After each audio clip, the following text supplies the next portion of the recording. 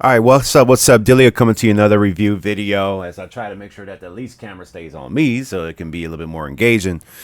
This is another review after using it at a gig, and I just want to talk about my experiences to you if you're considering this product or if you're considering this product right here. It's my intent to just really just sort of give you hands-on experience, or my experience with it hands-on. We're going to primarily focus on this. So I just performed with this at a gig, and hands down, the auto-tune worked perfectly. Really nice. Totally did the effect. It was really cool.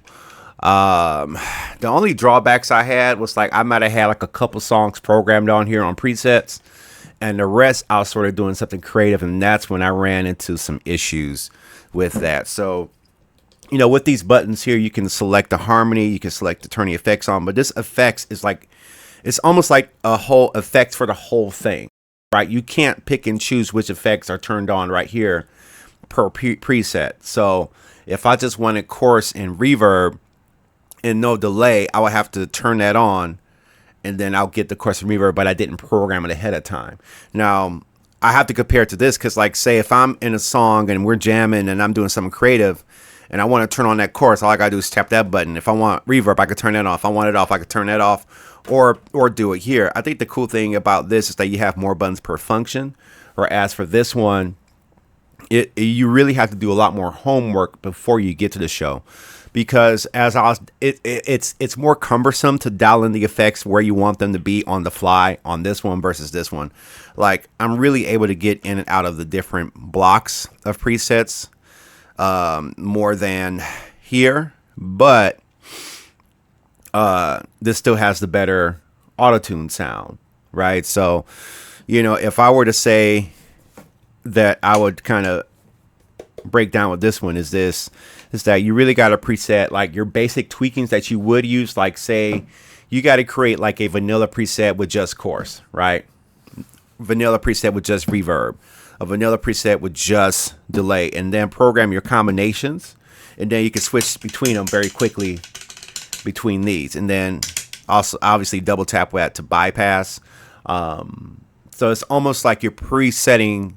You almost got to know what you're going to do ahead of time before the gig. So if I know I want to have a little bit of reverb, but I don't want the hall reverb on this device because it's like it's too bright, I'm not going to want to do that. So I want to have a preset with just hall or just ambient because it's a darker reverb, right?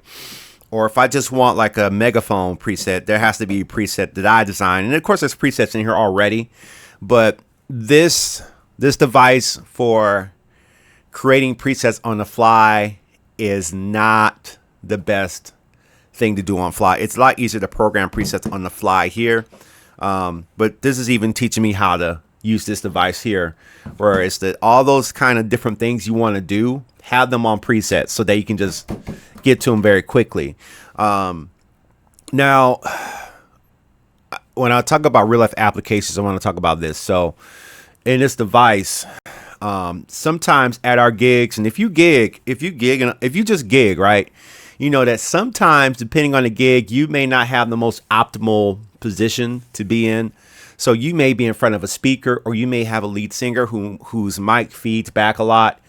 And a lot of times what happens is you don't have a dedicated sound engineer. Maybe one of the musicians is playing, and they also have the soundboard by them, which you have to be a very calm person, a very patient person to deal with that. But so what I like having these pedals at foot length, or at least arm's reach, is that I can at least reach out to this volume and tweak it. Now in a more professional gig where things aren't changing on you and you're constantly evolving, it's cool to have this on the floor and have the level set. And if you got a crew that can back up what you're doing, you don't have to worry about them and they're taking back a feedback issues, that I would have these like on the floor, right? And that I can stomp on these with the presets, and do it that way. But a lot of times what I do is I have the volume here, and it's not really to turn myself up, but a lot of times what happens is in these live gig situations, there's feedback all over the place, and maybe somebody didn't EQ. I was at some gigs where people were like boosting the highs, and the only problem is you may sound sharper and it may be more stimulating, but you're going to put yourself in the feedback world a lot faster if you're boosting frequencies on your mixer versus cutting them. That's why you at certain places you just hear or the high stuff, because people don't know how to EQ properly. They're EQing it like they're in a car stereo, and that's not a good application for live sound. But back to this, because I like to be informed on this. So yeah, the presets, they sound good. The chorus is a very nice sounding chorus. Even in mono, it was a very pleasing chorus. The reverbs were a little too bright until I got to the right algorithm, and it was darker, because in the reverb settings you can't set how much the high frequencies are cut off in reverb, so you have to go to the preset that sounds more like what you want, and then you can always dial it in. But as far as in show, it's a little cumbersome to really dial in the sounds where you want. So in practice, I will have to take time to program more presets that have those type of different configurations that I want.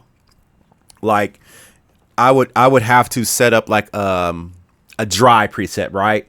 Start off with that, or I call it like initialize, right? A dry preset on here, then chorus, then a reverb, and like my favorite chorus, my favorite reverb, my favorite delay, right? And then my favorite combinations of that with no auto-tune in it. And then you want to be able to, that way you can just move very quickly between all these presets, get to it. And if you want it dry and things back to normal, boom, you can either bypass or get back to the normal. So yeah, this sounds good, but this is not a pro. And I know, and I may be a little bit more on the eccentric side or more eclectic side, trying to build, because I like to tweak and build. And I was able to kind of wing it pretty good with this one, but that's because I have more knobs for function, so it's easier to get to that. But in this scenario, having those presets there and just getting into the blocks of things you can do there is very cumbersome. But that may not be the right way to use it. I think that the right way to use this after coming from a gig is to have any kind of thing you think you might need to be in a preset. And they may not all have to necessarily be set to key. I think maybe I might be overthinking it, trying to have songs preset to key when I can have a good set of 5 general presets that have the types of effects I want programmed, and then I just switch to them, right? So that's a lot less work to switch up on the gig, because you don't want to be worrying about that at the gig. You want me to dive in what you want and go quickly, right? So that's very important right there. So like say like the first 5 presets of mine will probably be dry, wet, chorus, reverb, delay, combination of those, and then maybe do certain song titles that require certain things. Another thing that this doesn't have is you can actually tap your tempo for reverbs on this, right? You can tap your tempos on here and it'll follow it, but it's a little cumbersome to get to the eighth notes and quarter notes. And then this has a foot pedal that you can program. But there's a weird thing about the foot pedal with this one is that I can't control. It's like there's no off switch on it. So that's a little weird. And I'm worried about that one gig where you wish you had the battery for it. So that's the thing. So it's almost like if you could just combine the two, right? You got your auto tune here and then maybe effects and things of that nature. And you know, that can't be out of the question because guitarists and bassists do it all the time. Saxophonists do it all the time. You've seen the guitarists where they have a pedal for, they have different pedals right in their chain. Well, you know, you can do the same. I mean, you can do the same thing here. There's no rules. There's no rules against that. But yeah, as far as this, auto tune sounded great on this, but building presets on the fly is very cumbersome and not the most efficient way to do it. And it's probably the wrong way to do it. So make sure you do your homework, as I need to do, and to program my presets ahead of time. Even my basic tweakings that I want to build in here, build those ahead of time. That way you always have them. So when the gig comes, you can just switch to them. All right. So that's my real world experience review of this pedal. Let me know what you think. If you like this type of content, if you want to see more about this pedal, if you want to see more about this vocal effects, if you want to see more about this one, let me know in the comments below. We can have some more conversations about this. Maybe we can talk about voice effects inside of this thing. you know, and how you can use that live. You know, we can talk about all that. Let's keep the party going. I appreciate all the comments coming in on that. This is something fun. This is fun for studio, but taking it live on the road to the different venues and stuff like that is really cool too, right? So I will see y'all later. Thank y'all for watching.